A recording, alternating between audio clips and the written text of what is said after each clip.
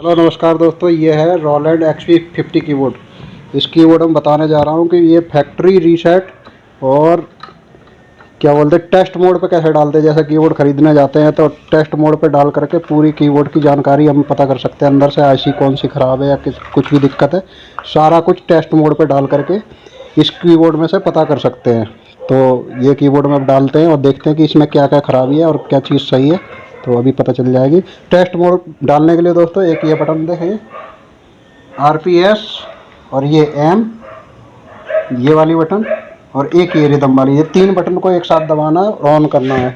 तो दोस्तों मैंने एक हाथ से तीनों बटन को दबा लिया है और एक हाथ से मैंने इसको ऑन कर दिया बाजे को। तो ये देखिए हम स्क्रीन पे आ गया हूँ। ऑन करने के बाद इस तरीके की स्क्रीन आ जाएगी और यहाँ पे लिख के आ गया टेस्ट मोड। देखिए ऊपर की कुछ लाइटें आ रही हैं तो ये साफ नज़र नहीं आ रहा। ये देखिए XP50 टेस्ट मोड, और यहाँ से सारा कुछ पता चल रहा है। इसमें CPU है 1.01 का और रैम है इसमें 1.03 की, और ये कुछ और लिखा हुआ है। तो अब मैं इसे चेक करने जा रहा हूँ। तो लीड मैंने लगा रखी है, बज नहीं रहा है। तो अब मैं यहाँ से एक नंबर ये वाला प्रेस करता हूँ, 1 नंबर। तो 1 नंबर प्रेस करें तो इस तरीके से चलेगा। यहाँ से हम मॉड्यूलेशन वगैरह चेक कर सकते हैं। तो मॉड्यूलेशन दिखा रहा, देखिए यहाँ से मॉड्यूलेशन के बारे में यहाँ वर्किंग कर रहा था, मतलब बिल्कुल सही चल रहा है। और अब दूसरी बटन दबाते हैं यहाँ से, तो यहाँ से बेंड रप्टर, तो बेंडर के बारे में देखेंगे। देखिए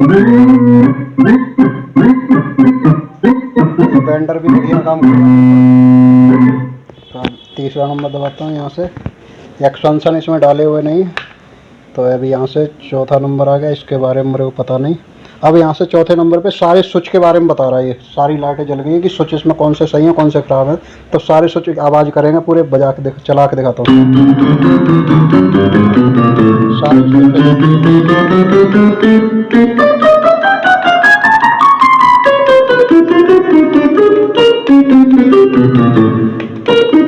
टोटल ऑल स्विच इसके अंदर सही है। देखो यहाँ से एंड हो गया पूरा। अब मैं दबाऊँगा, इंटर दबाने से नहीं होगा, तो मैं क्या करूँ, शिफ्ट दबा करके और 6 नंबर दबाता हूँ। तो यहाँ से ये और कुछ लिख के आ जाए, इसके बारे में पता नहीं मेरे को। फिर यहाँ से 7 नंबर दबाया तो यहाँ से भी कुछ लिख के आ रहा है, इसके बारे में डिस्क लगाई हुई नहीं है। 8 नंबर दबाया तो साउंड के बारे में कुछ दिखा रहा है।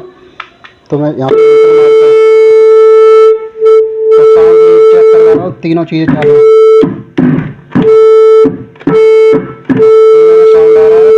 इंटर मारता हूँ,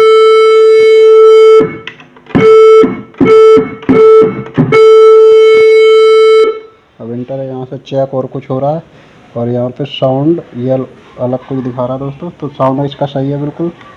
फिर इंटर मार दिया और यहाँ से कुछ यस नो अगेन, और यहाँ से बता रहा है एक बार और इंटर मारना है। तो यहाँ से आप दिखा रहा है दोस्तों फैक्ट्री रीसेट। इसी तरीके से आप फैक्ट्री रीसेट भी कर सकते हैं इसको। यहाँ से आप लोग देख लीजिए फैक्ट्री रीसेट का ऑप्शन भी आ गया है। इस पर मोबाइल थोड़ा ब्लर हो रहा है, तो यहाँ से आप फैक्ट्री रीसेट भी कर सकते हैं इसको।